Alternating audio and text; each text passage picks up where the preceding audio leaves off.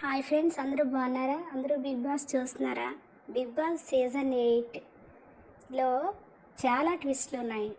Limitless fun, limitless ట్విస్ట్లు ఇవన్నీ కూడా ఉన్నాయని నాకు సార్ స్వయంగా చెప్పారు. అయితే లైవ్ చూసినా అలానే అనిపిస్తుంది. లైవ్లో ఫుడ్ వచ్చింది, కానీ కొంచెం లిమిటెడ్గా వచ్చింది. అంటే ఫుడ్ని వాళ్ళు గెలుచుకునే బట్టి, వాళ్ళ ఆట తీరుని బట్టి ఫుడ్ వాళ్ళకి అవైలబిలిటీ ఉంటుందని చెప్పకనే చెప్పారు.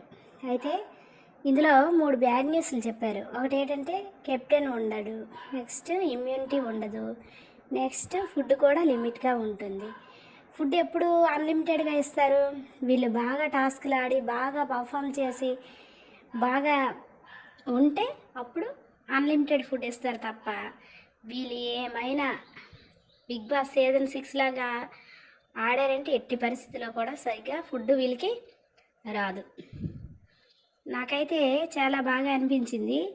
కిరాక్ సీతాకిని, నెక్స్ట్ ఆదిత్య ఓంకి, నిఖిల్కి వీళ్ళకి ఎక్కువ స్క్రీన్ స్పేస్ వస్తుందని నాకు అనిపిస్తుంది. మరి మీకేమనిపిస్తుంది? కామెంట్ రూపంలో చెప్పండి.